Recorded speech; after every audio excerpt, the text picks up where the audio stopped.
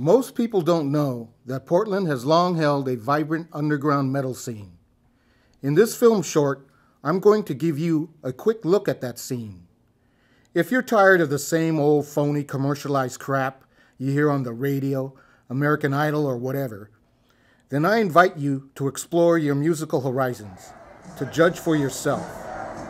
This is Portland's Metal Edge.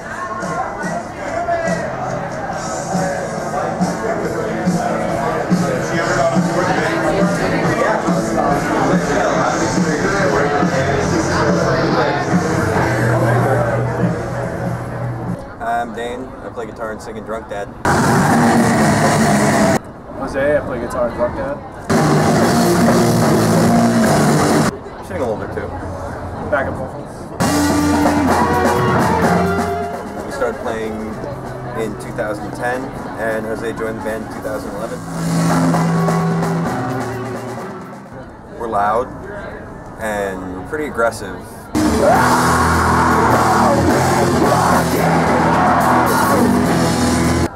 And we like to throw in like a lot of noise elements, weird stuff, but we always go back to the riffs.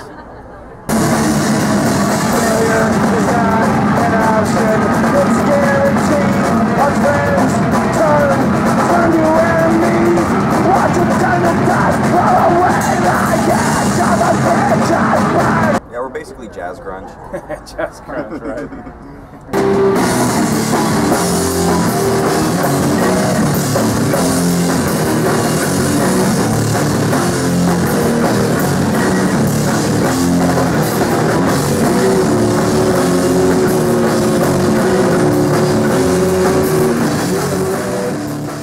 We're definitely riding a great wave right now. I mean, I feel like it's only getting better.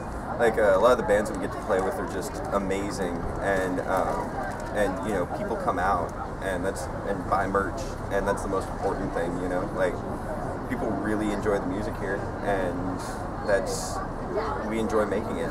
So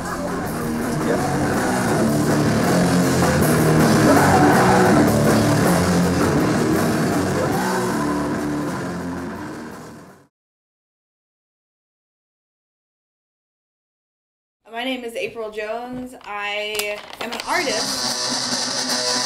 I'm a filmmaker, I'm a skateboarder.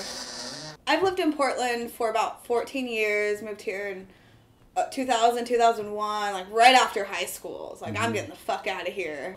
And so I moved up here. I was like, holy shit, Portland's a hot spot for music. I've never met other female musicians or skateboarders other than a couple of my girlfriends back home. And it was just like amazing. I'm just like, ah. And to know that every fucking band comes to Portland. And if for some reason they don't come to Portland, they're Seattle, 3 hours away. So the Northwest is golden. We've got our friend Slade in Oregon filming the whole show tonight. They've got an awesome online show promoting independent metal. So yell at that camera over there. I started Slade in Oregon when I went to film school.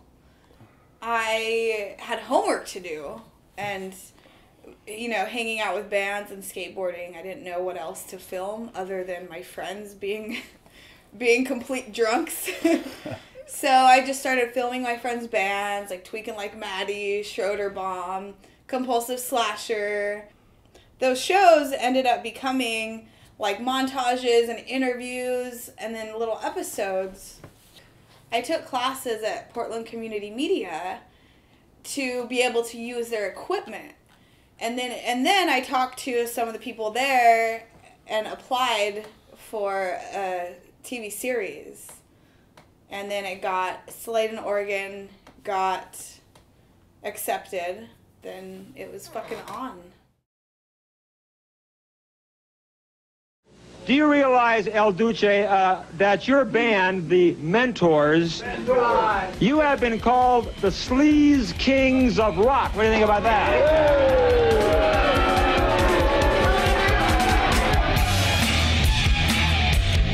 Right now I'm in the production process of doing a full-length documentary on the Mentors. One of the most offensive bands to come out of the 70s. it's been awesome. Dr. Heathen Scum is fully backing this. He's helping me produce it.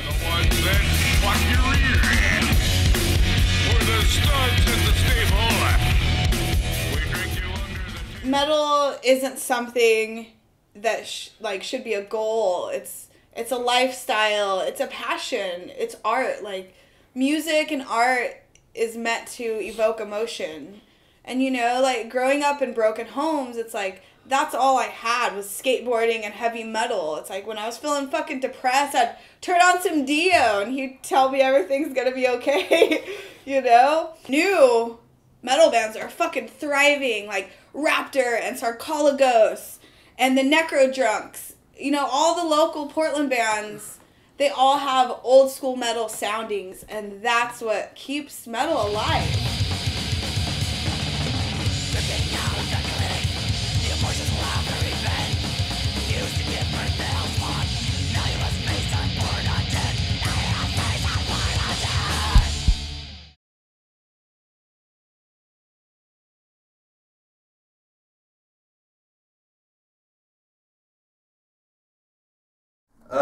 Rabbits, I think we all kind of came out of the like 90s hardcore scene, so I think it's got a lot of, I mean, I don't really consider us a metal band. I guess there's some Sabbathy riffs in there sometimes and some other, we kind of consider ourselves more like a hardcore band or a noise rock band, just really aggressive rock and roll.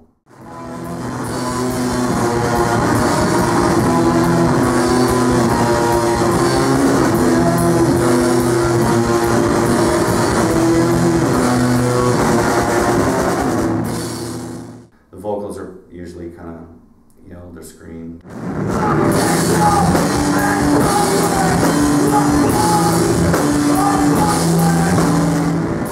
We think of ourselves in sort of the traditional power trio, even though it's just two guitars, but, you know, our kind of thing is just playing live, you know, just not necessarily playing all the songs perfect, but playing together and like kind of have that chemistry that you can only get with just playing together all the time. We've been around for like 10 years now, so the foundation of everything that we do is based on just the interactions between the three of us. We like kind of staying in this, what some would consider lower level DIY underground world. Like, we don't want to go on big package tours and play to 1,000 people. That's not really interesting for us. Like, we want to play in small clubs. That's really fun for us.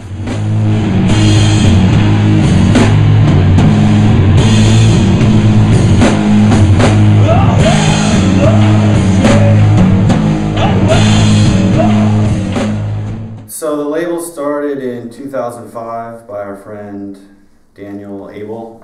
He wanted to start a record label, and so the first record was a split 12-inch with Rabbits on one side and his band Under Mountains on the other side. So it's been, since we've been running the label, it's been about a year and a half. But the label itself started in, like, the first record was in 2005. Bands that we're putting records out for, Drunk Dad and Towers, Big Black Cloud, Diesto. You know, lots of people can make cool records, but to really be a compelling live experience takes a lot of work, and that's kind of, for me, the most exciting thing about bands is if they're great live. Not that, I mean, I'll listen to records by bands that I know that I've seen that are terrible, you know, live, and I still can enjoy the records, but for me, I'm most in awe of bands that just kind of slay live. That's exciting to me.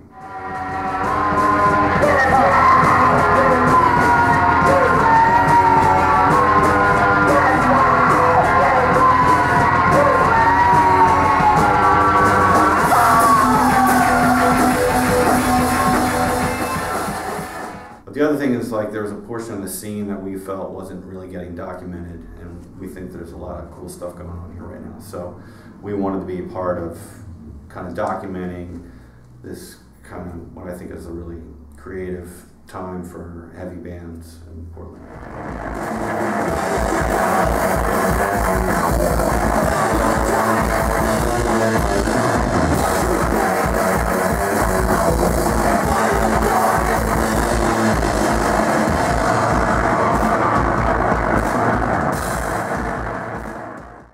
The way people measure success for bands is different for different people, you know, and I think the fact that just that like our band is still around after 10 years is pretty remarkable, and that people will still come to our shows and still buy our records. So that's cool. And the way I look at the label is, let's say, we don't make all our money back or something like that. It's still this documentation of kind of the scene at this time. Could just write it off as a giant art project or something like that. So things are kind of aligned right now, where there's like kind of good vibes. There's a community that supports people. There's a lot of really good clubs to play at, and so it's is it going to go on forever? Probably not. Most scenes don't last forever like that, but there's a really good, enjoyable time for a lot of people right now. Mainstream support for heavy metal has come and gone over the years. It's been dismissed as sick, repulsive, satanic, etc., etc. By its very nature, it's not the music for everybody. This is the music of free thinkers and outsiders, and thus it'll always be controversial. If you don't like it, that's okay. But judging by the thousands of fans in Portland alone, we're doing just fine without you.